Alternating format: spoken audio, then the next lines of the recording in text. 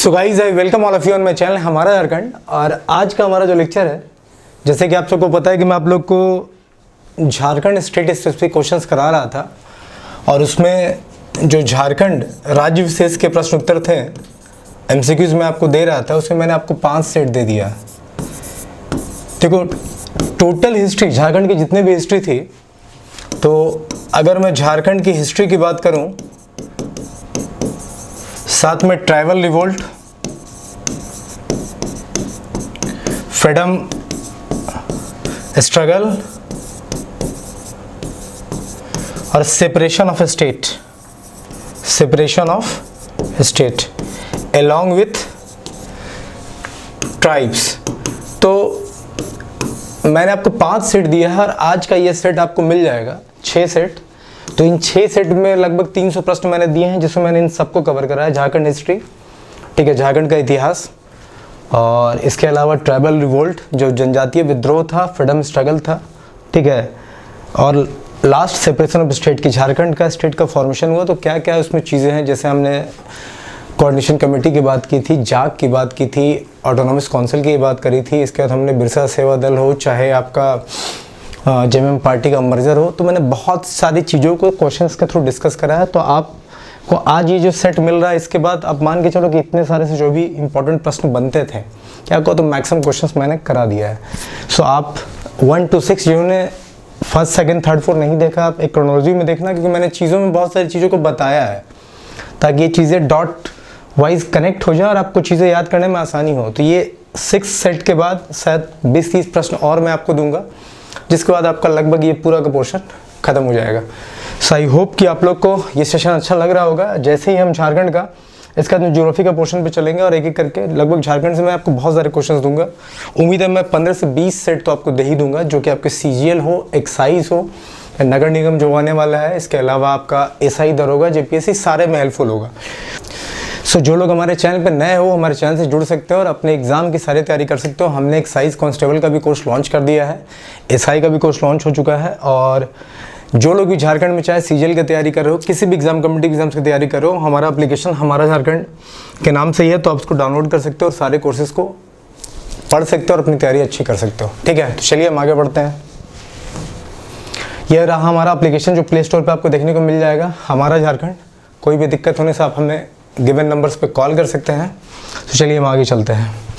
And this is me your mentor and guide. So आज का हमारा सेशन क्या है, तो हमारा ये सेट कौन सा है, सेट 6 है। ये कौन सा सेट है, ये सेट 6 है हमारा। हमने 5 सेट आपको दे दिया था और ये झारखंड का जिक्के जो मैं बता रहा था,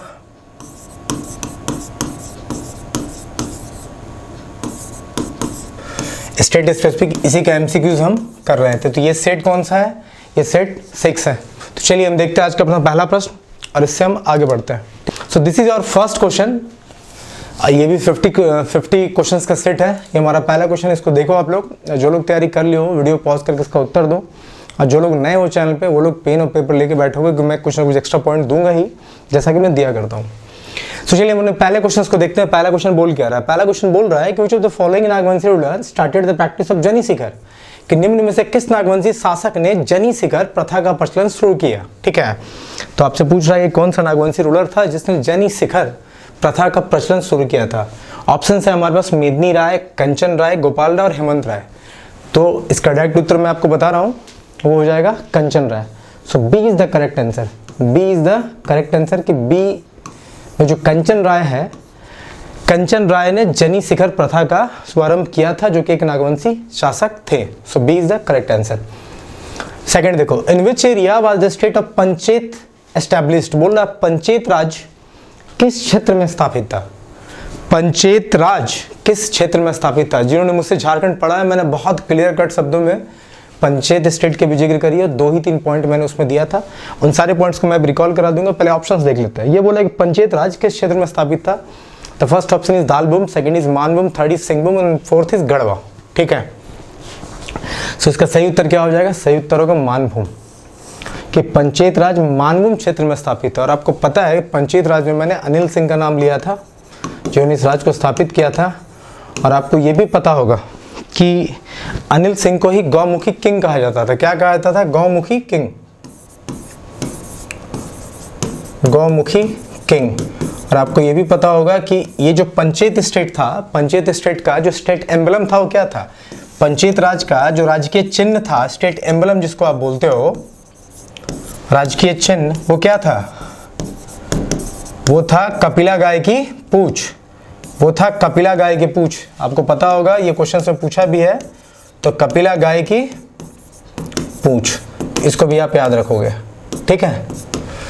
कि भाई पंचायत राज के क्षेत्र में था, मानभूम के क्षेत्र में था, अनिल सिंह के द्वारा स्थापित किया गया था पंचायत स्टेट। स्टेट का एम्बलम, राष्ट्रीय राजकीय चिन्ह क्या था? तो कपिला गाय की पूंछ था। इन्हीं को गौमुखी किंग कहा जाता है, ठीक है? सो आई होप आपको ये चीजें पॉइंट्स याद रहेंगी। तो क्वेश्चन 2 का सही उत्तर क्या हो जाएगा? B is the correct answer, कि पंचायत राज मानभूम के क्षेत्र में पड़ता है, ठीक है? This is the correct answer, okay? So यही सारे पॉइंट्स जो एग्जाम में निकल के आते हैं, ठीक है? तीसरा देखो, ये बोल रहा है कि अंडर हुज लीडरशिप, किसके नेतृत्व में, under whose leadership did Marathas plunder the Rajmahal area in 1748 to 1750। Plunder मतलब क्या होता है? लूटपाट मचाना, ठीक है? लूटपाट मचाना। तो यही बोला है कि 1748 से 1750 ईस्वी में मराठाओं ने राजमहल क्षेत्र में लूटपाट की थी, उसका नेतृत्व कौन कर रहा था? तो किसने किया था? तो देखो 1748-1750 में जब मराठाओं ने राजमहल पे लूटपाट मचाया था ना, तो उसका जो नेतृत्व किया था वो मीर हबीब ने किया था। करेक्ट आंसर क्या है इसका? मीर हबीब, सी इज द करेक्ट आंसर। ये सब डायरेक्टली आपको, इसमें कुछ पॉइंट्स की जरूरत नहीं है कि भाई किसने इन्वेट करा, ठीक है? तो नेतृत्व कौन कर रहा था मुगलों का? तो मीर हबीब कर रहा था, ठीक है? सॉरी, मराठों का तो कौन कर रहा था? मीर हबीब कर रहा था। C is the correct answer. चौथा देखते हैं। अब ये बोल रहा है कि to solve the complex problem of which of the following tribes does the Satgawaiya panchayat seats at the pargana level. ये बोल रहा है कि किस जनजाति में जटिल समस्याओं को सुलझाने के लिए, कॉम्प्लेक्स प्रॉब्लम को सुलझाने के लिए परगना स्तर पर, परगना लेवल पर सतगवैया पंचायत बैठती है। कि सतगवैया पंचायत किस जाति में परगना स्तर पर बैठ के जटिल समस्याओं को सुलझाता है? ऑप्शन है हमारे पास असुर, सेकंड है करमाली, थर्ड है गोंड और फोर्थ है बैगा। तो इसका सही उत्तर क्या हो जाएगा? देखो, सतगवैया पंचायत जो बैठती है ना, ठीक है, ये परगना स्तर पर बैठती है किसके लिए? करमाली जनजाति के लिए। किसके लिए? करमाली जनजाति के लिए। ये सब क्वेश्चन आप डायरेक्टली याद रखो, ठीक है? किसके लिए बैठती है? तो करमाली जनजाति के लिए बैठती है, ओके? तो 4 का आंसर हो गया बी। पांचवा देखो, पांचवा क्वेश्चन पढ़ो। पांचवा क्या बोल रहा है? पांचवा बोल रहा है कि which of the following is the head of the Dhoklo system. इसके बारे में मैं कुछ पॉइंट भी दूंगा कि निम्न में से कौन डोक्लोसोरो शासन व्यवस्था का संचालक होता है, ठीक है? कौन संचालित करता है? संचालक कौन होता है? तो डोक्लोसोरो, ये जो शासन व्यवस्था है। ऑप्शन में पूछा है गिरी, दूसरा है चौधरी, तीसरा है करटाहा, चौथा है लाल, ठीक है? तो हम उत्तर पे जाते हैं, इससे पहले कुछ और चीज़ों को डिस्कस करते हैं। अगर हम बोले कि ढोकलोसोरो शासन व्यवस्था भाई कौन सी जनजाति की है, कौन सी जनजाति की शासन व्यवस्था को ढोकलोसोरो बोलते हो, तो पहले के करके पॉइंट लेते चलो। खड़िया जनजाति, कौन सी जनजाति? खड़िया जनजाति। जो हिंदी मीडियम वाले हैं, ठीक है, मैं बोल रहा हूँ तो आप हिंदी में लिख लेना, दोनों भाषाओं में लिखना थोड़ा डिफिकल्ट होगा मेरे लिए। सो खड़िया ट्राइब्स के लोग हैं ये।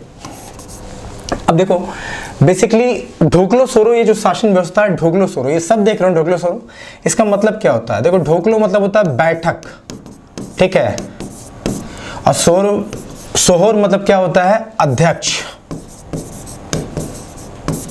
ठीक है? या इसको आप प्रेसिडेंट बोल लो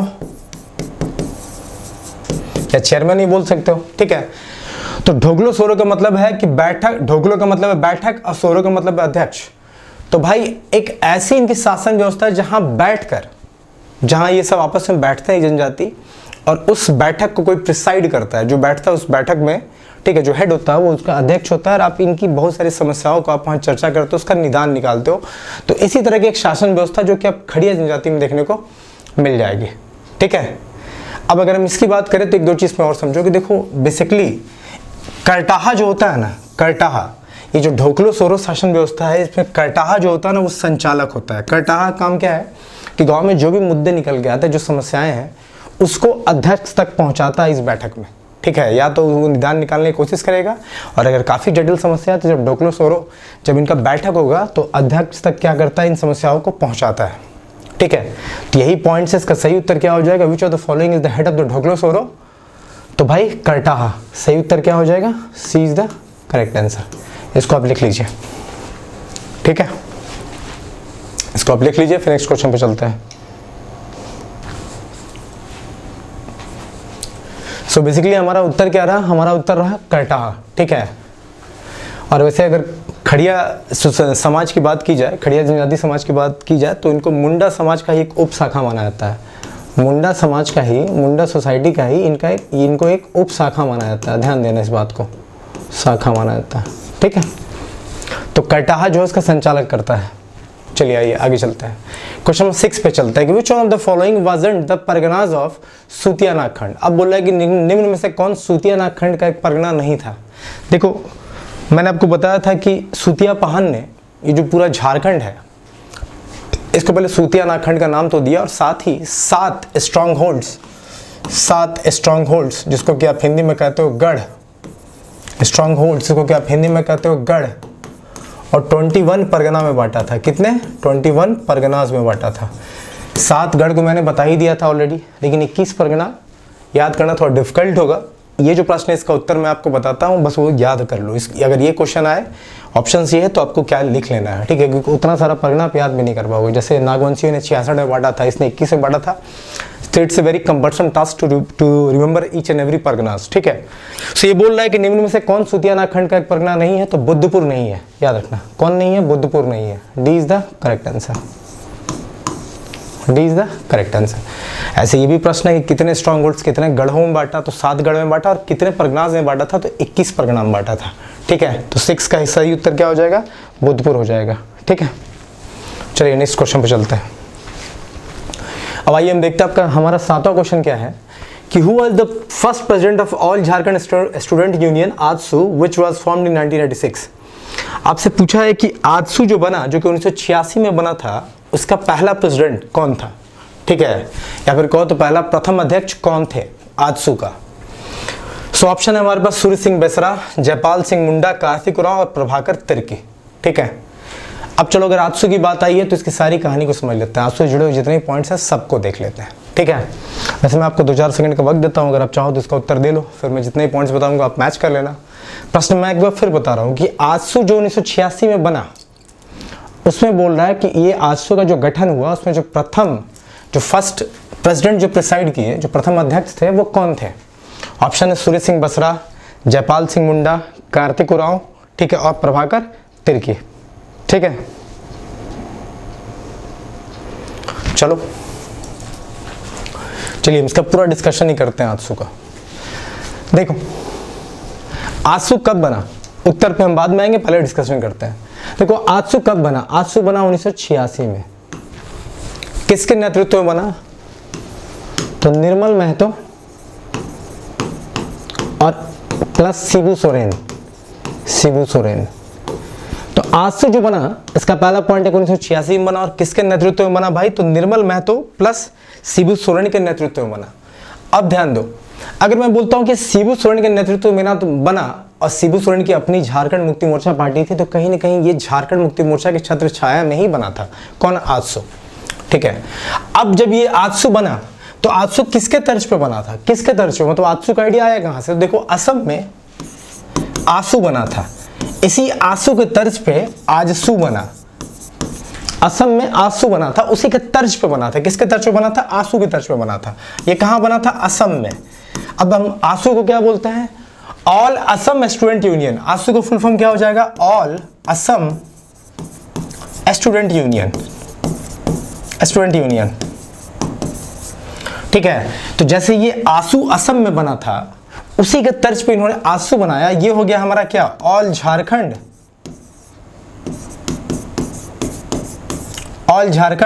स्टूडेंट यूनियन, ठीक है। तो अगर आपसे पूछ ले कि आजसू किसके तर्ज पे बना था, तो असम के आजसू के तर्ज पे बना था। कब बना, 1986 में।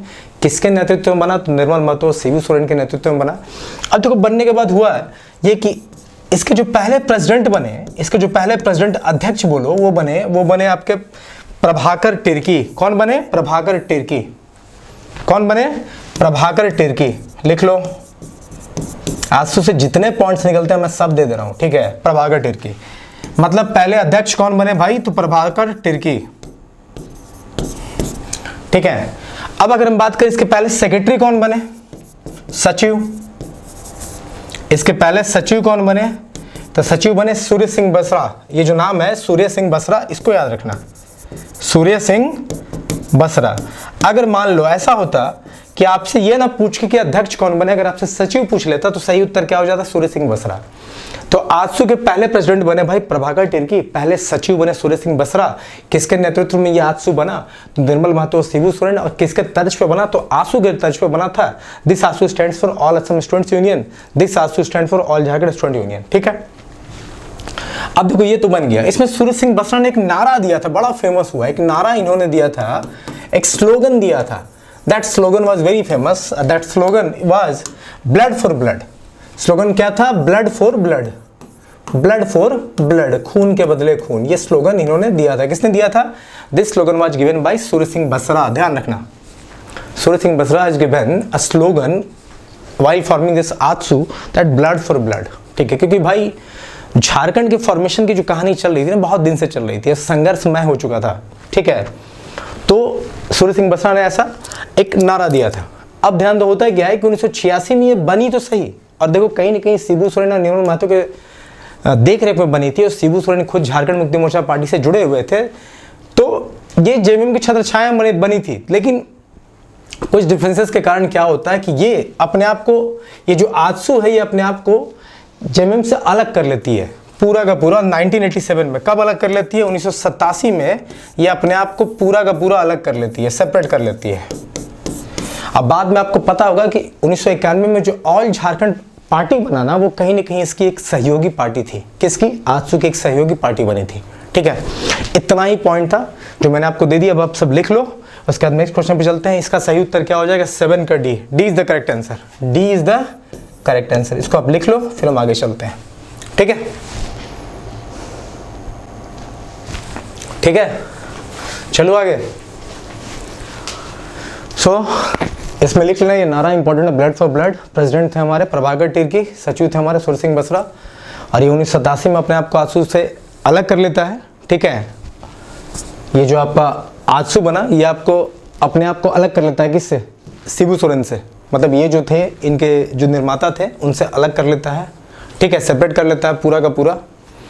और 1991 में जो झारखंड पीपुल्स पार्टी बनती है, वो इसी की एक सहयोगी पार्टी थी, ठीक है। जो 1991 में, वो भी लिख दो कहीं, चलो यहाँ लिख दे रहा हूँ। 1991 में जो झारखंड पीपुल्स पार्टी बनी, कौन सी, झारखंड पीपुल्स पार्टी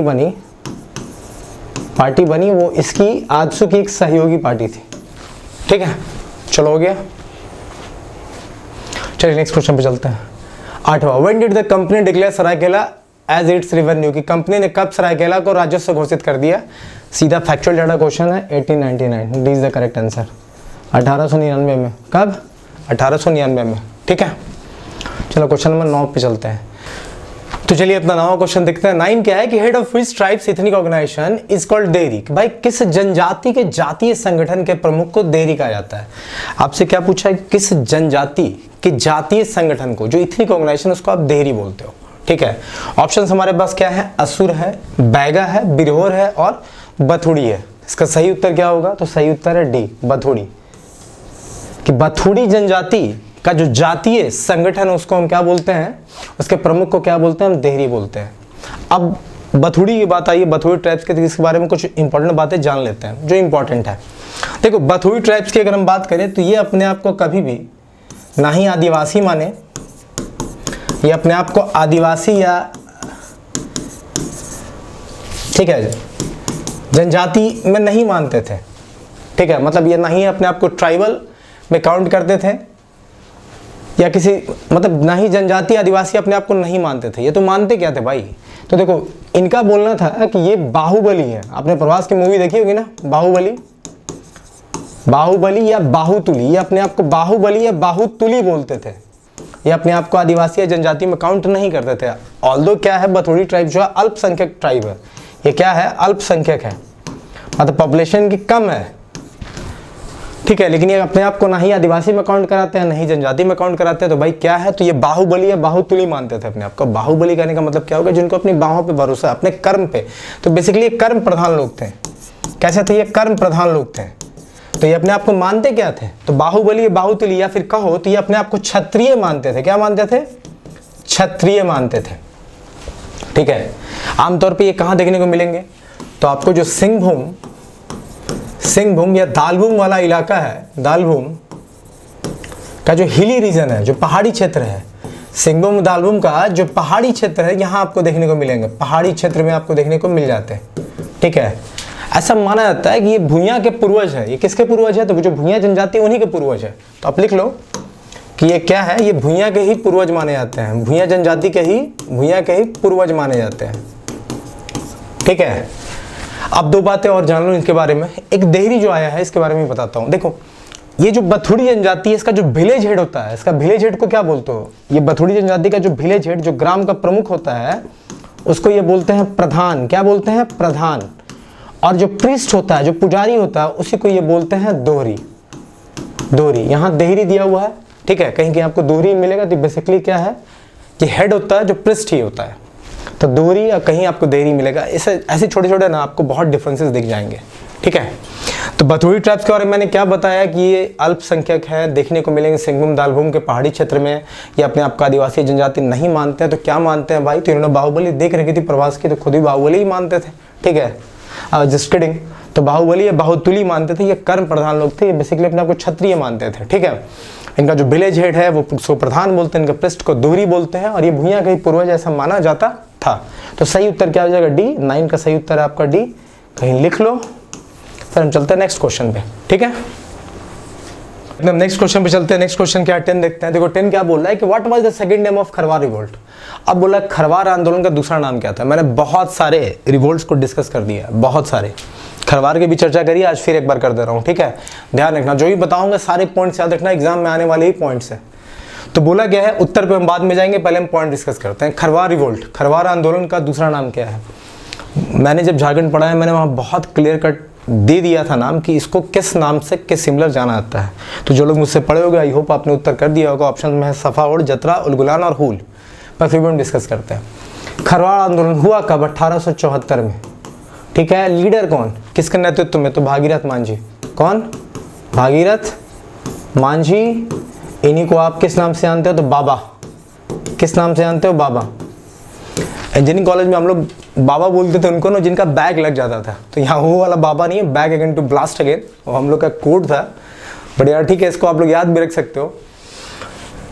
सो खरवार रिवोल्ट कब हुआ, 1874 में भागीरथ मांझी के नेतृत्व में हुआ। इन्हीं को बाबा के नाम से जाना था। और इस खरवार आंदोलन को भागीरथ मांझी का आंदोलन भी कहा जाता है। भागीरथ मांझी का आंदोलन भी कहा जाता है। क्या कहा जाता है, भागीरथ मांझी का आंदोलन।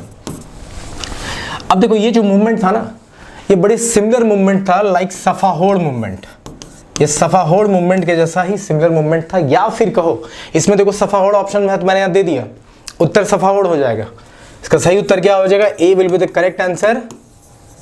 ठीक है, खरवार आंदोलन का दूसरा नाम क्या था, सफाहोड़ मूवमेंट। लेकिन एक बात और याद रखो कि देखो, खरवार आंदोलन कहीं न कहीं सफाहोड़ आंदोलन के ही समान था। या फिर कहो तो महात्मा गांधी ने जो नॉन कॉपरेशन मूवमेंट चलाया था, नॉन कॉपरेशन क्या था, असहयोग आंदोलन, नॉन कॉपरेशन मूवमेंट के जैसा था। Non cooperation movement of Gandhi ji, of Gandhi ji. तो भाई ये दो बातें याद रखना कि खरवार आंदोलन सफाहोड़ आंदोलन के जैसा ही था, नॉन कॉपरेशन मूवमेंट अब जो गांधी जी ने चलाया था उसके जैसा भी था गांधी जी। देखो इस मूवमेंट में भी ना कुछ चीज़ों को इन्होंने बैन कर दिया था। जैसे बैन था किस किस चीज़ पे, मीट पे, मांस पे, अल्कोहल पे, डांस पे, ठीक है, सॉन्ग पे। तो भाई नाच गाना, मीट, मांस, मदिरा, इन सब पे क्या था, रेस्ट्रिक्शन था, बैन था। तो ये था आपका। और ये जो आंदोलन था, खरवार आंदोलन, किस क्षेत्र में ज़्यादा इसका इन्फ्लुएंस देखने को मिला, तो एसपी डिवीज़न। किस डिवीज़न में, एसपी, संथाल परगना डिवीज़न में। इसको भी थोड़ा यहाँ लिख ही देता हूँ, एसपी डिवीज़न, एसपी डिवीज़न। ठीक है, क्या संथाल परगना क्षेत्र लिख लो, संथाल परगना क्षेत्र में खरवार आंदोलन का ज़्यादा आपको इन्फ्लुएंस देखने को मिलता है। तो ये सारी बातें रही जो खरवार आंदोलन से जुड़ी हुई जाननी चाहिए थी। हुआ कब 1874, किसके नेतृत्व में? भगीरथ मांझी, जिनको बाबा भी कहा जाता है, इसको भागीरथ मांझी का आंदोलन भी कहा जाता है। जिसे भूमिज विद्रोह को गंगा नारायण सिंह का हंगामा कहा जाता था ना, वैसे इसे भागीरथ मांझी का आंदोलन कहा जाता था, याद रखना। किस क्षेत्र में ज़्यादा प्रोमिनेंट था ये आंदोलन? संथाल परगना क्षेत्र में। इसको सफाहोड़ आंदोलन के समान देखा जाता है या सिमिलर बोला जाता है, या नॉन कॉपरेशन मूवमेंट जो गांधी जी का असहयोग आंदोलन था उसके समान भी इसको देखा जाता है। इसमें बैन कर दिया था मीट, अल्कोहल, डांस और सॉन्ग पे, ठीक है, ओके। चलिए क्वेश्चन में 11 पे चलते हैं। 11 क्या बोलता है? ये बोला विच टू डायनेस्टी फियर्सली फाउटिंग कोराम्बे। अब बोला किन दो राजवंशों के बीच भीषण युद्ध हुआ था कोराम्बे में। देखो इसकी पूरी कहानी बताता हूँ, ठीक है, एकदम बस कहानी सुन लेना, आज नहीं हमेशा के लिए याद हो जाएगा। देखो कोराम्बे बड़ी इंपॉर्टेंट नाम है। तो पहले क्वेश्चन क्या था हमारा कि किन दो राजवंशों के बीच में भीषण युद्ध हुआ था कोराम्बे में। तो पहला क्वेश्चन उठता है कोराम्बे है कहाँ? पहला क्वेश्चन है कोराम्बे है कहाँ भाई? तो कोराम्बे है लोहरदग्गा में, लोहरदग्गा में है आपका कोराम्बे। अब लड़ाई किनके किनके बीच हुई, ठीक है? तो जो लड़ाई हुई, अगर देखो आप वैसे भी थोड़ा समझते थे तो बता भी सकते थे। देखो भाई लोहरदग्गा का क्षेत्र है, इधर पलामू, इधर छोटा नागपुर खास। लड़ाई किसके बीच में हुई? रक्षाल और नागवंशियों के बीच में। तो उत्तर तो पहले ले लो, बाकी पूरी कहानी बताता हूँ, अच्छी कहानी याद रहेगी। तो रक्षाल डायनेस्टी और नाग डायनेस्टी, रक्षाल वंश और नागवंश के बीच में लड़ाई हुई थी। B is the correct answer. अब लिखूंगा नहीं, अब बस कहानी सुनाता हूँ, सुन लो। देखो आपको पता है कि रक्षाल पलामू में राज करते थे। अब कुछ छत्तीसगढ़ का जो पार्ट था सुरगुजा, उस पर भी राज्य करते थे। अब देखो हुआ क्या, कहानी क्या चला, ध्यान देना। देखो रक्षाल पहले साउथ ईस्ट पलामू में रूल करते थे, जो दक्षिण पूर्व हिस्सा है पलामू का। लेकिन जब वो एक्चुअल पलामू में एंटर किए तो दो भागों में बट गए, वो दो भाग में बट गए। पहला भाग जो था वो देवगन में रह गया और दूसरा कुंडलवा में। अब देवगन कौन सा इलाका है? जो आज गढ़वा है, और कुंडलवा जो पलामू है, मतलब मेरा पलामू, ठीक है। तो देवगन जो जब रक्षाल पलामू में एंट्री किए तो दो शाखा में वो बट गए। एक शाखा आज जो गढ़वा वाला देवगन शाखा है, और आज कुंडलवा वाला जो है पलामू में है। अब देखो होता क्या है, आपको पता होगा कि नागवंश का जो टाइटल था वो राय से कर्ण शिफ्ट हुआ था। क्यों? कलचुरी डायनेस्टी के इन्फ्लुएंस में आके। तो जो कलचुरी राजवंश के लोग थे ना, वो पलामू के इर्द गिर्द, अगर मैं झारखंड का मैप प्लॉट करता हूँ, अगर मैं झारखंड का मैप प्लॉट करूँ तो वो पलामू के इर्द गिर्द ना, अगर मान लो ये झारखंड को मैं बनाता हूँ ऐसे, तो ये देखो ये जो बॉर्डर एरिया था ना, यहाँ छत्तीसगढ़ का सुरगुजा भी था।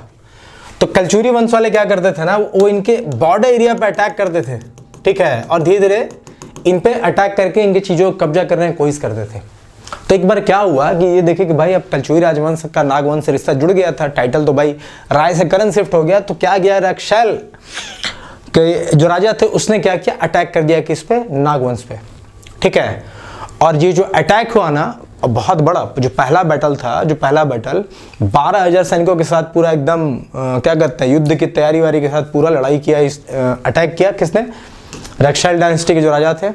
उस समय नागवंश का कौन सा राजा रूल कर रहा था? तो फर्स्ट बैटल जो हुआ उसमें भीमकर्ण था। कि कौन था? भीमकर्ण था। तो भीमकर्ण जो है उसमें शासन कर रहे थे। तो रक्षाल राजा ने जब अटैक करा भीमकर्ण पे, तो उसमें क्या हुआ कि भाई भीमकर्ण ने उसे बहुत बुरी तरह हरा दिया, बहुत बुरी तरह हराया, ठीक है। और इसी को आप जानते हो, जो पहला बैटल, इसी को आप बोलते हो बैटल ऑफ बरना। मैंने बताया है बैटल ऑफ बरना, कहीं कहीं आपको बरना मिलेगा, कहीं कहीं आपको बरवा मिलेगा, या बरवा का युद्ध, बरना का युद्ध, मैंने बताया है बहुत अच्छे से, बहुत बड़ा डिस्कशन भी करा है, ठीक है। सो बैटल ऑफ बरना या बैटल ऑफ बरवा हुआ, पहला लड़ाई जो हुआ फर्स्ट। तो भाई भीमकर्ण हरा देते हैं। और आपको पता होगा कि भाई भीमसागर किसने बनवाया? भीमकर्ण ने बनवाया। बस मैं कहानी बता रहा हूँ, ध्यान रखना। इसके अलावा आपको पता होगा कि जो लॉर्ड वासुदेव की मूर्ति है वो आते वक्त भीमकर्ण क्या है, लूट के लिए आता है, किससे? रक्षालों से। अब दोबारा क्या होता है, दोबारा अटैक करता है रक्षाल, जो रक्षाल वंश है, ये दोबारा इनकी लड़ाई होती है कहाँ? कोराम्बे में। दोबारा लड़ाई कहाँ होती है? कोराम्बे में। अब बहुत घमासान लड़ाई होती है। नागवंशी की तरफ से कौन राजा लड़ता है? तो छत्रकरण। कौन लड़ता है? तो छत्रकरण लड़ता है, छत्रकरण। भाई छत्रकरण कोराम्बे के युद्ध में नागवंशी राजा की तरफ से लड़ते हैं, ठीक है, जो रूल कर रहे थे। तो रक्षालों का कोराम्बे में छत्रकरण, रक्षैल राजा और नागवंशी राजा छत्रन के बीच में लड़ाई होता है, बड़ी घमासान लड़ाई होता है। हल्दी घाटी क्यों फेमस है भाई? कोराम्बे को झारखंड की हल्दी घाटी कहा जाता है क्योंकि हल्दी घाटी में बड़ी खतरनाक युद्ध हुआ था। अकबर की फौज का नेतृत्व किया था मान सिंह ने, और उधर में महाराणा प्रताप। ठीक है, कब हुई थी हल्दी घाटी की लड़ाई? 1576 में। अगर आपको भारत का इतिहास पता है तो मैं आपको थोड़ा सा बता रहा हूँ। जो मेवाड़ के राजा थे महाराणा प्रताप, सभी राजपूतों ने सरेंडर मार दिया था अकबर के सामने, लेकिन ये नहीं मान रहे थे। तो नहीं मान रहे थे तो मान सिंह के नेतृत्व में अकबर ने अपनी फौज भेजी और हल्दी घाटी में घमासान लड़ाई हुई थी। कुछ साहित्यकारों या इतिहासकारों का मानना है, कि हल्दी घाटी के युद्ध महाराणा प्रताप ने जीता, पर मैक्सिमम लोग बोलते कि नहीं, वो हार गए थे, वो छोड़ के भाग गए थे। ठीक है, पर आपको पता है महाराणा प्रताप कितना ब्रेव थे। तो ये कुछ हिस्ट्री का कंफ्यूजन है, उस पर हम नहीं जाते हैं, उस पर वो डिस्कशन नहीं करते हैं। तो देखो, कोराम्बे को झारखंड का हल्दी घाटी कहा जाता है क्योंकि हल्दी घाटी में जितना फियर्स, जितना खूंखार लड़ाई महाराणा प्रताप और अकबर के बीच में हुआ था। ठीक है, अकबर की सेना के नेतृत्व उसमें मान सिंह कर रहे थे, जो मान सिंह और महाराणा प्रताप के बीच में हुआ था, उसी तरह की लड़ाई रक्षैल राजवंश के जो राजा थे और नाग वंश के जो राजा छत्रगन थे, इनके बीच में हुआ, और यहाँ भी वो हरा देते हैं किसको? रक्षैलों को। ठीक है, तो यही कहानी आपकी रही है। ठीक है, सो कोराम्बे में किन दो राजवंशों के बीच लड़ाई हुई? रक्षैल और नाग। आपको याद हो गया, पहला लड़ाई जो हुआ भीमकर्ण के साथ, उसको बैटल ऑफ बरना बोलते हैं। दूसरा जो हुआ कोराम्बे, जो कि झारखंड का हल्दी घाटी बोला जाता है। याद भी रखना, पूछा जाता है कि झारखंड की हल्दी घाटी किसे कहा जाता है? कोराम्बे को। और आपको मैंने एक और बताया था ना, चरणामृत में किसकी चर्चा हुई थी? कोराम्बे की चर्चा हुई थी। ठीक है, किसे लिखा, किसने है? चरित्र चरणामृत किसने लिखा था? तो भाई कृष्णदास ने लिखा था, मैंने आपको बताया था। वो दोनों पॉइंट भी याद रखना। ठीक है, चलो आगे, कहानी मैंने बता ही दिया, चलते हैं 12। In the writing of whom the term Jharkhand has been mentioned in his verse. अब बोला कि निम्न में से किसकी रचनाओं में झारखंड शब्द का उल्लेख एक पद में किया है, एक पद में आया है? किन की रचनाओं में? भाई कबीरदास। सीधा उत्तर है, सीधा उत्तर क्या है? कबीरदास। सीधा उत्तर क्या है? कबीरदास।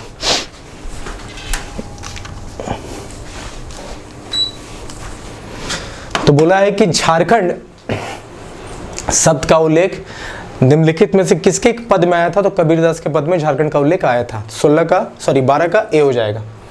13 देखो, under whose leadership did Akbar send its forces to establish control over the Chero state. अब बोल रहा है कि चेरो राज पर नियंत्रण करने के लिए, स्थापित करने के लिए अकबर ने किसके नेतृत्व में सेना भेजी थी? शहबाज खान, शाइस्ता खान, मान सिंह और जुनैद खान। अभी मैंने बोला था आपको कि अकबर का सेना का नेतृत्व कौन कर रहे थे? मान सिंह कर रहे थे। इसीलिए हल्दी घाटी जो महाराणा प्रताप के साथ युद्ध हुई थी 1576 में, उस समय भी अकबर का सेना का नेतृत्व कौन कर रहे थे? मान सिंह कर रहे थे। तो ये रहा मान सिंह, इसका भी सही उत्तर होगा। सी इज द करेक्ट आंसर। ठीक है, देखो चीजों को अगर जोड़ते जाओगे ना तो सारा क्वेश्चन ऐसे ही बनता जाएगा, और कहीं ना कहीं इतिहास जो है ना जुड़ा हुआ ही चीज है। ठीक है, 14, नाय is the head of which tribes. बोला कि नाय किस जनजाति का मुखिया होता है? असुर, बैगा, बिरजिया, बिरहोर। सही उत्तर देखो 14 का सही उत्तर क्या होगा कि नाय किस जनजाति का मुखिया होता है? ठीक है, पहला है ऑप्शन असुर, दूसरा है बैगा, तीसरा है बिरजिया, चौथा है आपका बिरहोर। क्या होगा इसका उत्तर? इसका उत्तर क्या होगा कि नाय किस जनजाति का मुखिया होता है? उत्तर है बिरहोर। कौन होगा?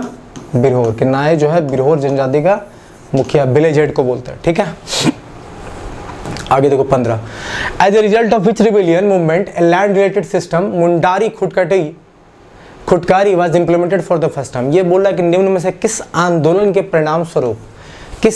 परिणाम स्वरूप पहली बार भूमि संबंधी व्यवस्था, मुंडारी खुटकारी व्यवस्था को लागू किया गया। अब देखो ये मुंडारी खुटकारी जो है ना, इसके बारे में मैंने चर्चा करी थी ट्राइबल रिवोल्ट में। जब मैंने मुंडा विद्रोह पढ़ा रहा था तो मैंने आपको बोला था, एक खुटकट्टी की प्रथा की जिक्र की थी और बेथ बेगारी की भी जिक्र की थी मैंने। तो खुटकट्टी की प्रथा क्या होती है कि भाई कुछ लोग हैं, ठीक है, खुटकट्टी समझना, खुटकट्टी किसको बोलते हो? कुछ लोग हैं जो साथ में जाके एक जंगल में आग लगा के जंगल की जमीन को साफ किए, अब बाद में उसको खेती करने लायक योग्य बनाए, और जो लोग मिल के उस जमीन को साफ किए आग लगा के, मान लो जितना जमीन था, मान लो इतना जमीन था, 4 लोग मिलकर गए थे तो उसको 4 इक्वल हिस्से में बांट दिए। ठीक है, एक हिस्सा सबने ले लिया। तो ये खुटकट्टी की प्रथा थी जो कि बंद हो गई थी। तो भाई ये बिरसा मुंडा आंदोलन के बाद इसको फिर से लागू किया गया। ठीक है, सही उत्तर क्या हो जाएगा? सी। ठीक है, ओके।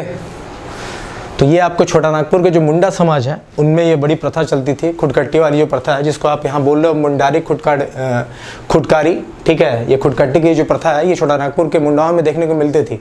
आपको पता आगे जो CNT एक्ट बना 1908 वाला, वो यही बताता है कि भाई तुम इसके रेंटर हो सकते हो, ऑनर नहीं हो सकते हो। तो बाद में जो छोटा नागपुर काश्तकारी अधिनियम आया 1908 वाला, उन्होंने कहीं ना कहीं इस चीज़ को, इस खुदकट्टी का जो ओनरशिप था, इनका क्या वंशानुगत था कि भाई एक से दूसरे में चला जा रहा है, ठीक है। जब मैं CNT डिस्कस करूंगा तो इस बारे में मैं फिर बात करूंगा। अभी आप याद रखो कि बिरसा मुंडा, ठीक है, आंदोलन के परिणाम स्वरूप इसको फिर से इंप्लीमेंट किया जाता है। सही उत्तर क्या है? C। 16 who was the first chairman of the Jharkhand area autonomous council which was found on June 9, 1995। देखो बहुत इंपॉर्टेंट क्वेश्चन, मैंने बार बार बोला जाक से क्वेश्चन आता ही आता है। पिछले बार के JPSC में भी आया था, आप पलट कर देख लेना जिनको देखना होगा। जाक बहुत इंपॉर्टेंट है, जाक बहुत इंपॉर्टेंट है। जाक stands for Jharkhand area of autonomous council, जिसको आप हिंदी में करते हो झारखंड क्षेत्रीय स्वायत्त परिषद। तो ये बोल रहा है कि इसके प्रथम अध्यक्ष कौन बने, ठीक है। तो चलो इसको हम लोग देख लेते हैं। देखो जाक कब आया, जाक कब लाया गया, इसका रीजन क्या था, आया कब? जब राजीव गांधी प्राइम मिनिस्टर थे उसमें जाक आया, उन्होंने जाक का फॉर्मेशन कराया। देखो जाक को बेसिकली बनाया क्या गया था, बनाया क्यों गया था? Jharkhand area of autonomous council. Autonomous का मतलब समझते हो, जैसे बोलते हैं डीम्ड यूनिवर्सिटी है, ऑटोनॉमस यूनिवर्सिटी है, मतलब तुमको थोड़ा अधिकार बढ़ा के मिला। एक्चुअली देखो क्या हो रहा था कि झारखंड का डिमांड हो रहा था, ठीक है, झारखंड फॉर्मेशन का। तो इनको लगा कि भाई लोग डिमांड क्यों कर रहे हैं, कहीं के डेवलपमेंट रुका हुआ उस क्षेत्र का, उस क्षेत्र के लोगों को सही पॉलिसी का लाभ नहीं मिल पा रहा। तो ये क्या किया ना कि संथाल परगना और छोटा नागपुर का जो पोर्शन का कुछ एरिया है, इनमें 18 डिस्ट्रिक्ट को चुने, 18 डिस्ट्रिक्ट को चुने, और 18 डिस्ट्रिक्ट को चुन के इनको थोड़ा ऑटोनोमस, थोड़ा सा इनको अधिकार और दिए, इनको और अधिकार दिए, इनका बजट जो है बढ़ा दिया गया 18 डिस्ट्रिक्ट का, इनको थोड़ा सा राइट्स ज़्यादा दिया गया ताकि इनका डेवलपमेंट अच्छे से हो सके। और साथ ही साथ जाके ये देखता भी कि क्या सच में फॉर्मेशन नीडेड है। तो जाग जो था ना बेसिकली राजीव गांधी ने बनाया था कि जो एरिया डिमांड कर रहे हैं इनका डेवलपमेंट अच्छे से करो। अगर सेंट्रल गवर्नमेंट को पॉलिसी बना रही है तो पॉलिसी इन तक सही से पहुंच रहा है कि नहीं उसको देखो, इनको थोड़ा सा अधिकार और दो, बजट इनका बढ़ाओ ताकि इनका डेवलपमेंट हो सके। और 40 डिपार्टमेंट, 40 ऐसे डिपार्टमेंट थे जिन पे इनको बजट को खर्च करना था, लोगों को लिफ्टमेंट करना था, जैसे एजुकेशन हो गया, शिक्षा हो गया, पानी हो गया, रोड हो गया, सो बहुत सारा चीज़ था। तो जाग का फॉर्मेशन इसीलिए हुआ था, ठीक है। अब बोल रहा है कि इसके प्रथम अध्यक्ष कौन थे, तो भाई शिबू सोरेन थे। कौन थे? शिबू सोरेन थे। जाग का जो बोला है कि आपका इसके प्रथम अध्यक्ष कौन थे जाग के, तो भाई शिबू सोरेन थे, ठीक है। और अगर आपसे पूछ लेता कि जाग का, ये तो आपसे प्रेसिडेंट पूछा ना भाई, क्या पूछा? फर्स्ट प्रेसिडेंट पूछा। अगर फर्स्ट सेक्रेटरी पूछता तो आप लिखते सूरज मंडल। कौन थे? सूरज मंडल। तो देखो पूछा था जाग कब बना, 1995 याद रखना। पर और राजीव गांधी के समय में बना था। इसके पहले प्रेसिडेंट का नाम शिबू सोरेन, पहले सेक्रेटरी सचिव का नाम सूरज मंडल, ठीक है। 18 डिस्ट्रिक्ट को थोड़ा ऑटोनोमस, थोड़ा पावर राइट ज़्यादा दिया गया, और 40 डिपार्टमेंट्स में जो काम करने का था उन सब पे ज़्यादा ध्यान देना था। मतलब कि इन डिस्ट्रिक्ट के 40 डिपार्टमेंट को थोड़ा ज़्यादा अधिकार दिया गया, उन पे ज़्यादा केयर किया गया ताकि इनका डेवलपमेंट अच्छे से हो सके, ठीक है। तो लिख लो इसके बारे में जो लिखना, फिर चलते हैं नेक्स्ट क्वेश्चन पे। चले आगे। तो देखो मैंने झारखंड कोऑर्डिनेशन कमेटी की चर्चा पिछले लेक्चर में कर दी है, जाग की चर्चा यहाँ कर दी है। क्वेश्चंस बिल्कुल बनते हैं, सो ध्यान रखना, ठीक है। 17 देखो, who was appointed the first governor of the area which was declared as a new administrative region after the coal rebellion। बोला कोल विद्रोह के बाद उस क्षेत्र को एक नया प्रशासनिक क्षेत्र घोषित किया गया, उसका प्रथम गवर्नर किसे नियुक्त किया गया? तो भाई सही उत्तर क्या है? विल्किंसन। कहीं क्या विलियमसन भी मिलेगा? सही उत्तर विलियमसन या विल्किंसन जो दिया होगा देख लेना। आपको पता है कोल विद्रोह के बाद में दो चीज़ें हुई थी। 1833 में साउथ वेस्ट बॉर्डर ऑर्गेनाइजेशन बना, इसकी चर्चा मैं कर चुका हूँ। साउथ वेस्ट बॉर्डर ऑर्गेनाइजेशन बना, इसकी चर्चा हम कर चुके हैं। इसके अलावा मैंने आपको बोला था कि मुंडा मानकी जो सिस्टम था, मुंडा मानकी को थोड़ा फाइनेंशियल और जुडिशियल पावर बढ़ा के दिया गया। जब मैंने कोल विद्रोह की चर्चा करी है तो ये बात की मैंने कर दी है कि थोड़ा फाइनेंशियल जुडिशियल पावर बढ़ा के इनको दे दिया गया था, ठीक है। और उसका गवर्नर कौन बना? भाई विल्किंसन, ठीक है। कोल विद्रोह कब हुआ? 1831-32, आपको पता होगा। चलो 18 which ruler establish there rule on Japla area of Palamu. अब बोल रहा है कि पलामू के जपला क्षेत्र में किस वंश ने अपना शासन स्थापित किया। देखो इसकी भी चर्चा मैंने करी है। मैंने बोला कि पूरा पलामू पे रक्षालों का शासन था, लेकिन एक एरिया था जपला का जिसपे खरवार राजा रूल कर रहा था, जिसका नाम क्या था, प्रताप धवल। क्या नाम था, प्रताप धवल, जो क्या था, खरवार राजा था। ठीक है, तो Chero Kharwar dynasty is the correct answer.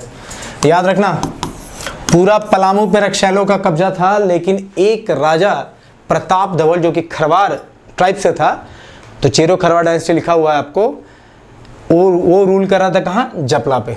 ठीक है, ओके, तो ए इज द करेक्ट आंसर। चलिए बहुत सारे क्वेश्चन तो जल्दी जल्दी निकलता हूँ। अब बोला पानरे किस जनजाति का प्रशासनिक व्यवस्था का अंग है। Panre is an administrative part of the governance system of which tribes, Baiga, Chikbaraik, Asur और बिरजिया।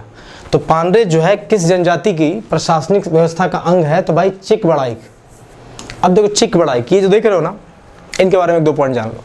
देखो चिकबड़ाइक जो है ना, ये बेसिकली इनका प्रोफेशन क्या था, बुनकर लोग थे। बुनकर समझते हो ना, जो कपड़ा बुनने, कपड़ा हाथ से कपड़ा बनाने का काम करते थे। इसीलिए चिकबड़ाइक लोग को ना हाथ से कपड़ा बनाने का जनक भी कहा जाता है। हाथ से कपड़ा बनाने का जनक, कपड़ा बनाने का जनक भी कहा जाता है। अब चिकबड़ाइक के बारे में 1-2 बात और जानो। एक तो ये बुनकर लोग थे, हाथ से कपड़ा बनाने के जनक भी नहीं कहा जाता था। अच्छा, इनका 2 डिवीजन था, एक को बोलते थे बड़ जात और एक को बोलते थे छोट जात। इनकी भाषा हम बोलूं तो इसको बोलते थे बड़ गोडरी और छोट गोडरी। ठीक है, गोडरी। ठीक है, ओके। अच्छा, इनका जो क्या कहते हैं, ये जो अपने क्या कहते हैं, मरने के बाद जो आदमी को दफनाते थे, वो जो जगह था, ठीक है, उसको क्या बोलते थे इन लोगों ने बोला था मशान। ये एक्स्ट्रा पॉइंट है, मैंने पढ़ रखा था, दे दिया, आपको याद रहे, ठीक है, नहीं याद रहे तब भी ठीक है। तो पानरे किस जनजाति प्रशासनिक व्यवस्था का अंग है, तो भाई चिकबड़ाई। ठीक है, चिकबड़ाई बुनकर लोग थे, हाथ से कपड़ा बनाने का जनक इनको बोला जाता था। इनका 2 डिवीजन है, बड़ जात, छोट जात। बड़ी जाति छोटी जाति में बटे हुए थे। ठीक है, और ये जो मरने के बाद जो इनका शमशान था, उसको क्या बोलते हैं, मशान बोलते हैं। ठीक है, चलो लिख लो, 19 का 20 द करेक्ट आंसर। ठीक है, चलिए नेक्स्ट क्वेश्चन पे। अच्छा, अगर इसका एरिया लिखना चाहो तो एरिया भी लिख लो। अगर एरिया लिखना चाहो तो ये बेसिकली चिकबड़ाई जो आपको देखने को मिलेंगे गुमला सिमडेगा वाले क्षेत्र में देखने को मिलेंगे। गुमला सिमडेगा वाले क्षेत्र में आपको देखने को मिल जाएंगे। और ये बेसिकली नागपुरी बोलने वाले लोग हैं। क्या है, नागपुरी बोलने वाले लोग। ये 2 पॉइंट भी चाहो तो लिख लो। ठीक है, लिखो इसको, फिर क्वेश्चन पे चलते हैं।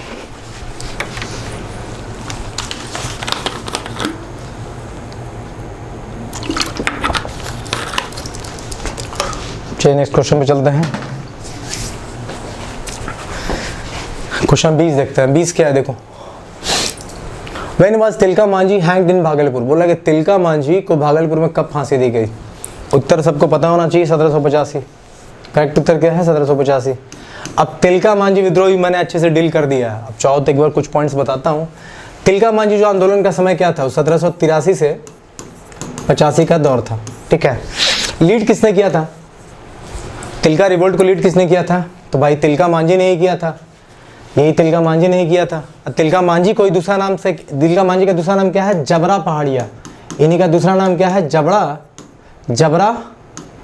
पहाड़िया। तो शाहरुख खान का गाना था ना, जबरा फैन, तो यही जबरा है, जबरा पहाड़िया। ठीक है, तो तिलका आंदोलन, तिलका रिवोल्ट कब 1783-85 के बीच में तिलका मांझी के नेतृत्व में हुआ। जबरा पहाड़िया के नाम से भी इनको जाना जाता है।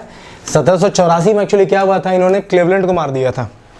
इन्होंने 1784 में क्लीवलैंड को मार दिया था। किसको मारा था, क्लीवलैंड को मार दिया था तीर से। ठीक है, इसी के बदले में 1785 में इनको उठा के 1785 में इनको उठा के, ठीक है, एक बनियान के ट्री से, बरगद के पेड़ से इनको लटका दिया जाता है। सो बनियान ट्री से इनको फांसी दी जाता है। ठीक है, अब ये जो सेंटर ऑफ द रिवोल्ट, ये जो तिलका मांझी विद्रोह हुआ, इसका जो सेंटर था, केंद्र स्थल कौन सा था, भागलपुर था। कौन सा था, भागलपुर था। बस इतना काफी है यार, लिख लो सारे पॉइंट्स को, सही उत्तर डी हो जाएगा। ठीक है, ठीक है, तो तिलका मांझी में क्या क्या हमने जाना, तिलका मांझी के नेतृत्व में हुआ तिलका मांझी आंदोलन, जबरा पहाड़िया भी इनको बोला जाता है। 1783-85 का वक्त रहा। 84 में इन्होंने क्लाइवलैंड को मार दिया था। 1785 में इनको फांसी दे देगी भागलपुर में एक बनियान ट्री से। अच्छा, एक दो पॉइंट और है कि चाहो तो लिख लो कि देखो बड़ा इंपॉर्टेंट है, गोरिल्ला वारफेयर की पद्धति इसमें अपनाई गई थी। गोरिल्ला वारफेयर मुझे नहीं कहते हैं, क्या उसको बोलते हो हिंदी में, वो छुप के जो युद्ध करने की नीति होती है, ठीक है। तो गोरिल्ला वारफेयर की नीति इस युद्ध में, इस मूवमेंट में देखने को मिली थी। और तिलका मांझी के लिए जो सबसे बड़ा चीज वो याद रखना कि इन्हें पहला martyrs of Indian national movement माना जाता है, ठीक है। झारखंड का कोई पहला शहीद अगर आपसे पूछ ले कि झारखंड का वो पहला शहीद जो इंडियन नेशनल मूवमेंट, जो भारत का जो राष्ट्रीय आंदोलन हुआ, ठीक है, उसमें भाग लेने वाला झारखंड का पहला शहीद कौन था, तो तिलका मांझी थे, ठीक है। मतलब झारखंड के पहले व्यक्ति थे जो इंडियन फ्रीडम के लिए झारखंड से अपनी जान गंवाई थी जिन्होंने, ठीक है। तो ये बात भी याद रखना, first martyr from Jharkhand for Indian national movement, INM, ठीक है। ओके, चलिए चलते हैं आगे। चलिए क्वेश्चन में 21 पे चलते हैं। ये बोला कि who among the following ruler of the Singh dynasty established Paura Devi as the presiding deity of their kingdom. बोल रहा है कि पौरा देवी, ठीक है, जो गॉडेस है, किस सिंह वंशीय शासक ने पौरा देवी को अपने राज्य की अधिष्ठात्री देवी के रूप में स्थापित किया। आपको सबको पता होगा, अछूत सिंह, ठीक है, बार बार चर्चा किया है, पौरा देवी, अछूत सिंह, ठीक है। C is the correct answer. 22 Which Nagvanshi ruler built several beautiful residential buildings and temples after being released from the captivity of the Mughal during the reign of Jahangir in the capital Doisa? देखो बोल रहा है किस नागवंशी शासक ने मुगलों के कैद से, वो भी बताया कि जहांगीर के काल में ध्यान देना, छूटने के बाद राजधानी दोईसा में स्थापित कर यहाँ अनेक सुंदर आवासीय भवनों और मंदिरों का निर्माण कराया। देखो अगर आपको नहीं पता होता ना, और अगर आपने क्षत्रिय राजवंश को ठीक से पढ़ रखा है, आपको पता होता कि भाई किसने कब कैपिटल शिफ्ट किया, तो आपको पता दोईसा कैपिटल कब बना, दुर्जन शाह के समय में बना। तो भाई दुर्जन शाह ने बनाया होगा सारा का सारा। सही उत्तर ए हो गया। तो कभी कभार कब कोई आपको एक पॉइंट याद रहता है, उससे पूरा क्वेश्चन निकाल सकते हो। दुर्जन शाह के बारे में भी एक दो क्वेश्चन और आएगा जहां मैं आपको अच्छे से चर्चा करूंगा। ध्यान देना, यहाँ क्या बोला इसने कि जहांगीर के काल में, ठीक है, कैप्टिविटी ऑफ मुगल, भाई जेल में भी रहा था। दुर्जन शाह की भी हम चर्चा करेंगे, 2-3 पॉइंट देंगे, इंपॉर्टेंट क्वेश्चंस बनते हैं इससे। तो भाई दोईसा कैपिटल किसने बनाया, दुर्जन शाह ने। तो दुर्जन शाह ने ही बहुत सारी रेजिडेंशियल ब्यूटीफुल बिल्डिंग्स बनाई। सही उत्तर क्या हो जाएगा, ए हो जाएगा। किसके काल में भाई इसको बंदी बना के रखा गया, जहांगीर के काल में। चलो एक प्रश्न और आएगा, देखेंगे उसमें, एक प्रश्न और आएगा दुर्जन शाह पे, उसमें देखेंगे, कुछ पॉइंट्स और दूंगा आपको। अब 23 देखो, according to Oraon folklore which tribes inspired Oraon to eat meat. ये बोल रहा है कि उरांव जनश्रुतियों के अनुसार किस जनजाति ने इन्हें मांस खाने के प्रेरित किया। अब बोला कि अगर उरांव की जो जनश्रुतियां हैं, जो लोगों के बोलने वाली कथाएं हैं, बातें, अगर उनको सुना जाए तो आपको क्या लगता है कि किसने उरांव को मीट खाने के लिए प्रेरित किया। सही उत्तर है मुंडा। सही उत्तर क्या है, मुंडा। मुंडा जनजाति ने उरांव जनजाति को मीट खाने के लिए प्रेरित किया था, ठीक है, उनकी कथाओं के हिसाब से। 24 Where did the Mughal establish a royal mint? अब बोल रहा है कि मुगलों ने कहाँ एक शाही टकसाल स्थापित की थी। मुगलों ने कहाँ पर एक शाही टकसाल स्थापित की थी, पलामू, राजमहल, मानभूम और सिंहभूम। देखो यार हमारे डिस्ट्रिक्ट में तो है नहीं शाही टकसाल, तो पलामू तो काट दो, ठीक है, बाकी वैसे काटते काटते आओगे तो आपको पता चलेगा भाई राजमहल में करी थी इन्होंने। सही उत्तर क्या हो जाएगा, राजमहल। राजमहल इज द करेक्ट आंसर कि भाई राजमहल में मुगलों ने एक शाही टकसाल स्थापित करी थी। Correct answer is B. Okay, चले आगे, क्वेश्चन नंबर 25 देखते हैं। First time by which ruler asked nazrana from Nagvanshi king. ये बोल रहा है किस शासक द्वारा सर्वप्रथम नागवंशी राजाओं से नजराना मांगा गया था। ये बोल रहा है कि किस शासक द्वारा पहली बार नागवंशी से जो नजराना मांगा गया। नजराना मतलब एक तरह का रेंट या टैक्सी समझ लो, ठीक है, और प्यार मोहब्बत का नजराना नहीं था भाई, वो टैक्सी था, ध्यान रखना। तो किस शासक के द्वारा मांगा गया, भाई मुगलों के द्वारा मांगा गया। मुगल आए थे लूटपाट मचाना दिल्ली सल्तनत पे कब्जा करके, ठीक है, तो मुगलों के द्वारा नागवंशी राजाओं से नजराना मांगा गया। ये प्यार वाला नजराना नहीं है भाई, टैक्स वैक्स है, ठीक है। ओके, 25 का ये। चलिए क्वेश्चन नंबर 26 को देखते हैं। 26 क्या बोला है, which of the following does the work of messenger in Baiga community. निम्न में से कौन बैगा समुदाय में संदेशवाहक का कार्य करता है? बैगा समुदाय में संदेशवाहक कार्य कौन करता है? सही उत्तर क्या है? सी, चरीदार। चरीदार जो है बैगा समुदाय में संदेशवाहक इंफॉर्मेशन पहुंचाने का काम करता है। ठीक है, 27 देखो मैं अभी बोल रहा था दुर्जन साहब, ये क्वेश्चन आ भी गया। ये बोल रहा है कि how much annual tax did दुर्जन साल एग्री टू गिव? अब भाई दुर्जन साल कितना टैक्स देने के लिए स्वीकार करता है? कितना कर? वार्षिक कर, एनुअल टैक्स जो होता है देने के लिए स्वीकार करता है। तो देखो आपको मैंने बता दिया कि दुर्जन साल जो कैप्टिविटी में रहा, किसके कैप्टिविटी में रहा? जहांगीर कैप्टिविटी में रहा। ध्यान देना, मैं चीज़ों को जोड़ रहा हूँ ताकि आपको अच्छे से याद हो जाए। ठीक है, देखो मुगल में जब जहांगीर का शासन था तब इसको कैप्टिविटी में रखा गया। कैप्टिविटी मतलब जेल होता है। ठीक है, सो अब यहाँ ध्यान देना। तो पहले तो आप ये समझ लो कि दुर्जन साल जो था किसको टैक्स दे रहा था? तो भाई जहांगीर को टैक्स दे रहा था। कब की बात है? 1628 की बात है। और कितना टैक्स देना स्वीकार किया था? 6000 टैक्स। बोला था कि 6000 हम देंगे, लेकिन ये देता नहीं है, नहीं देता, इसके वजह से इसको उठा के जेल में डाल दिया था। इसके बारे में दो चीज़ ध्यान रखना कि भाई इसको उठा के जेल में डालता है, जेल में एक तो एक कैदी के रूप में भी रहता है, दूसरा बात है ना कि इसको डायमंड का, हीरो का जो परख होता है ना, डायमंड का बहुत बड़ा पारखी जाना जाता है। इसको डायमंड का बहुत बड़ा पारखी के रूप में निकलता है, जेल से निकलता है और डायमंड का बहुत बड़ा पारखी के रूप में निकलता है। मतलब ये जेल के अंदर भी अपने आप में बहुत डेवलपमेंट करता है। तो ध्यान देना, 1628 का बात है। मुगल एम्पायर जब था, जहांगीर का शासन था, उस समय से 6000 टैक्स मांगा गया था और उसी के समय जेल में बंदी बनाया गया था। और उस जेल में बंद रहते हुए भी ये बहुत बड़ा हीरो का पारखी के रूप में उभरता है। ठीक है, इतनी बातें आप प्लीज़ याद रखना। इसका सही उत्तर क्या हो जाएगा? A is the correct answer. मैं हर बार चीज़ों को जोड़ के कुछ पॉइंट्स आपको इसलिए देता हूँ कि ये एग्जाम में पलट के पूछ लेते हैं। आपसे अगर पूछ लेगा कि दुर्जन साल किस मुगल एम्पायर के समय में जेल में बंद था? तो भाई जहांगीर। ठीक है, सही उत्तर 27 का ए। आगे चलते हैं 28 देखो। 28 क्या बोल रहा है कि which of the following neolithical site is in Chaibasa? कि निम्न में से कौन सा पूरा पाषाण कालीन स्थल चाईबासा में है? कौन सा? दरगामा, बुढ़ाडी, बलुगारा और झरवार। तो भाई दरगामा कहाँ है भाई? ये आपका चाईबासा में है। A is the correct answer. ठीक है, 29 देखते हैं। Where was the capital of चाय और चाय स्टेट? बोला है कि 6 राज्य की राजधानी कहाँ थी? सीधा आपको उत्तर मारना है, बीघा। कहाँ थी राजधानी? बीघा में थी। ए इज द करेक्ट आंसर।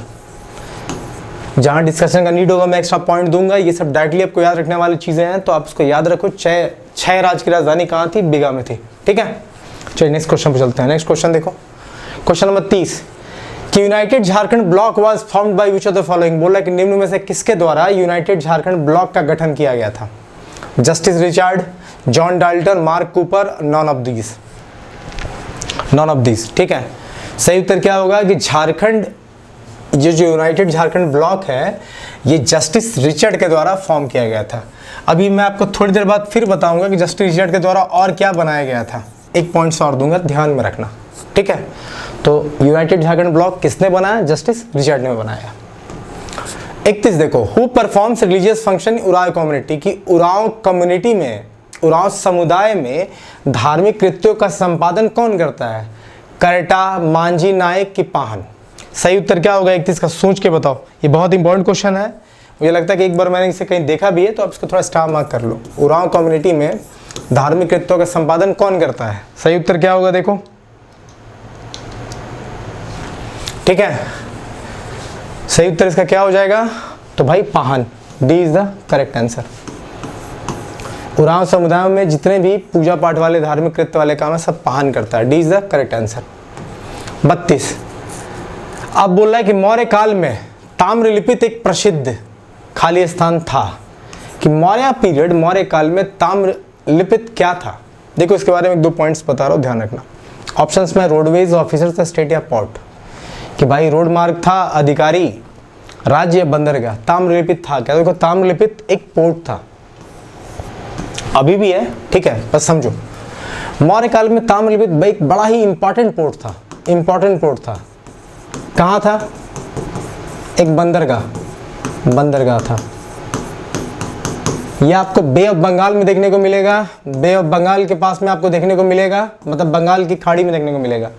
और अगर मैं आज का प्रेजेंट सिचुएशन के हिसाब से बताऊं, लोकेशन के हिसाब से बताऊं, तो ये जो ईस्ट मिदनापुर है, मिदनापुर, ये जो पूर्वी मिदनापुर है उसी का पार्ट है, ठीक है।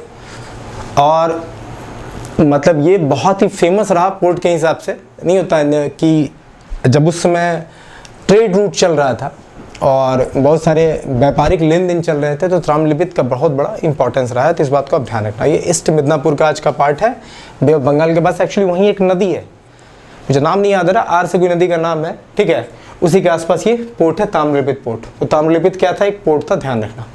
32 का D is the correct answer. चलो आगे देखता हूँ। 33 क्या बोला है कि when were the British attacked for the second time during the Birsa Munda revolt. अब बोल रहा है कि कब बिरसा मुंडा आंदोलन के दौरान अंग्रेजों ने दूसरी बार कब हमला हुआ था, सॉरी अंग्रेजों पर दूसरी बार हमला कब हुआ था। जब आपका बिरसा मुंडा आंदोलन चल रहा था तो कब हुआ था भाई, तो 25 दिसंबर 1897 को, D is the correct answer. कि बिरसा मुंडा आंदोलन के समय 25 दिसंबर 1897 को अंग्रेजों पर दूसरी बार हमला हुआ था। एक फैक्चुअल डाटा क्वेश्चन है, सीधे आपको डाटा याद रखना है, 25 दिसंबर 1897, ठीक है। चलते हैं आगे। लेक्चर काफ़ी बड़ा होते जा रहा है, सब बार मैं चाहता हूँ कि 1 घंटे के अंदर मैं समेट लूँ, लेकिन नहीं हो पाता है। चलिए फिर देखते हैं। अब व्हेन वाज द सनोट संथाल समाज फॉर्म्ड। अब बोला है कि सनोट संथाल समाज का गठन कब हुआ। अब यहाँ मैं आपको 2-3 पॉइंट्स दूंगा, सब याद रखना है, ठीक है। पहले आप लोग देखो ऑप्शन में क्या है, 1965, 1970, 1972, 1975 कि सनोत संथाल समाज का गठन कब हुआ। अब इसमें एक शब्द है देखो, सनोत। सनोत का मतलब होता है क्या, ये जो सनोत है या सोनोत है, इसका मतलब क्या होता है, इसका मतलब होता है प्योर। क्या होता है इसका मतलब, प्योर, या फिर कहो तो शुद्ध, ठीक है। इसका फॉर्मेशन किसने किया भाई, शिबू सोरेन ने किया था। किसने किया था सनोत संथाल समाज का गठन, शिबू सोरेन ने किया था। कब किया था, 1970 में किया था। कहीं कहीं आपको 69 भी देखने को मिलेगा, ध्यान देना। तो यहाँ 70 है तो हम 70 पर टिक करेंगे, B is the correct answer. अब देखो सनोत संथाल समाज का गठन तो 1970 में हुआ, 2 और गठन में आपको बता रहा हूं, उसको याद रखो। एक तो भाई 1967 में क्या बना, 1967 में बना ऑल इंडिया झारखंड पार्टी।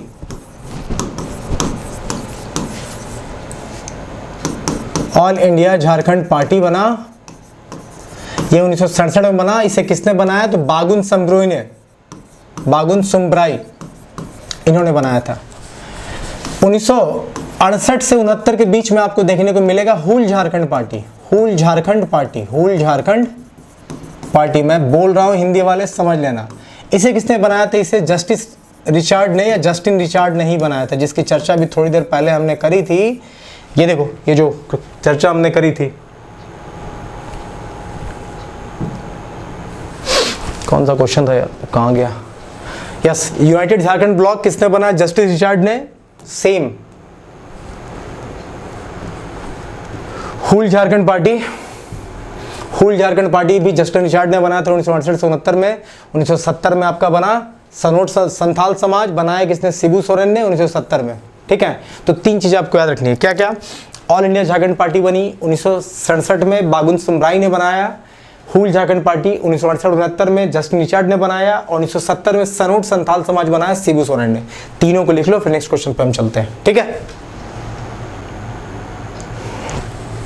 चलो आगे चलते हैं, अब फटाफट निकालते हैं, ज्यादा पॉइंट्स नहीं देने लायक क्वेश्चन नहीं है। अब बोला where was the headquarter of Ramgarh battalion located. Ramgarh battalion का मुख्यालय कहाँ है भाई, रांची। कहाँ था, Ranchi, A is the correct answer. Ramgarh battalion का मुख्यालय कहाँ था, रांची में था। 36 पे चलते हैं। Raksel dynasty was divided into how many branches. मैंने बताया था, ये आपसे पूछ रहा है कि पलामू क्षेत्र में पहुंचने पर रक्सैल वंश कितनी शाखाओं में विभाजित हुआ। अभी मैंने बताया था, जब हम कुराम्बे को बता रहे थे हल्दी घाटी ऑफ झारखंड, उस समय मैंने बताया था कि रक्सैल जब पलामू में एक्चुअली एंटर किए तो 2 शाखाओं में बट गए। एक तो देवगन की शाखा थी और एक कुंडलवा की शाखा थी। एक कुंडलवा की शाखा थी।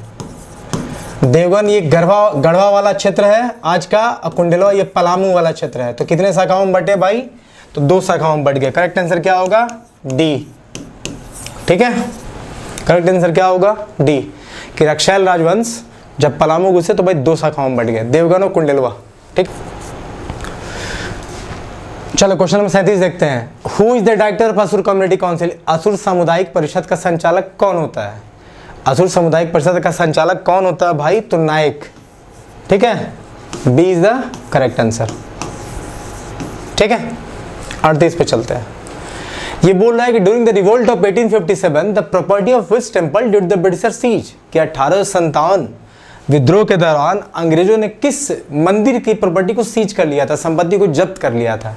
पहाड़ी टेम्पल, देवड़ी टेम्पल, चूटिया टेम्पल और जगन्नाथ टेम्पल। ठीक है, तो भाई जगन्नाथ टेम्पल, जगन्नाथ मंदिर का जो भी संपत्ति था 1857 के विद्रोह के बाद इसको, ठीक है, जब्त कर लिया था अंग्रेजों ने।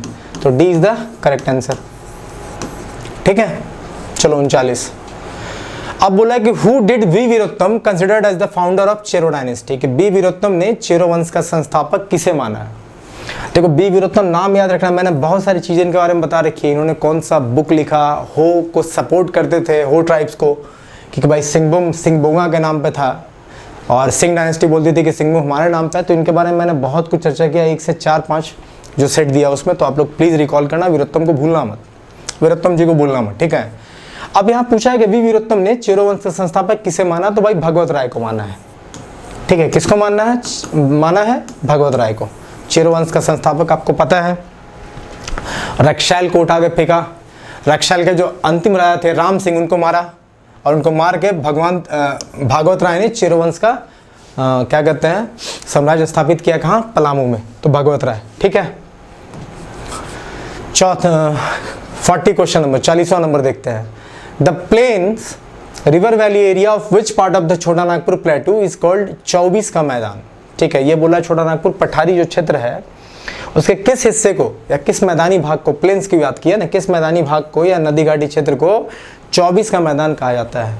सही उत्तर क्या होगा? प्लेटू पार्ट ऑफ रांची, रांची के पठारी भाग को, रांची के पठारी भाग को 24 का मैदान कहा जाता है। एकदम याद रखना, इंपॉर्टेंट क्वेश्चन है, स्टार मार्क करो। रांची के पठारी भाग को 24 का मैदान कहा जाता है। ठीक है, तो सही उत्तर क्या हो जाएगा? A is the correct answer. चलो 41 पे चलते हैं। अब बोला which of the following rebellions had a slogan do or die Britishers leave our soil. अब बोल रहा है कि किस आंदोलन में, ठीक है, किस विद्रोह के समय ये नारा दिया गया था कि भाई करो या मरो, अंग्रेजों हमारी मिट्टी छोड़ो। मुंडा विद्रोह, भूमिज विद्रोह, संथाल विद्रोह, खरवार विद्रोह, किस में बोला गया था? भाई सही उत्तर क्या होगा? संथाल विद्रोह।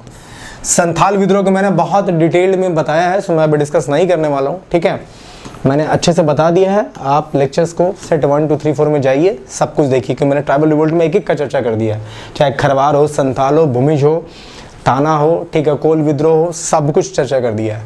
तो सी कि संथाल विद्रोह के समय ये नारा दिया गया था कि भाई करो या मरो, अंग्रेजों हमारी मिट्टी छोड़ो। ठीक है, 42 in the Ho tribe governance system what is an assistant to village head known as. अब बोल रहा है कि हो जनजाति शासन व्यवस्था में ग्राम प्रधान को सहायक, ग्राम प्रधान का जो सहायक होता है, हो जनजाति की अगर आप शासन व्यवस्था को देखते हो जो, तो उसका जो ग्राम प्रधान होता है, विलेज हेड होता है, उसका जो असिस्टेंट होता है उसको क्या बोलते हैं? उसको बोलते हैं डाकुआ। क्या बोलते हैं? डाकुआ। ठीक है, उसको बोलते हैं डाकुआ। ठीक है, 43 देखते हैं।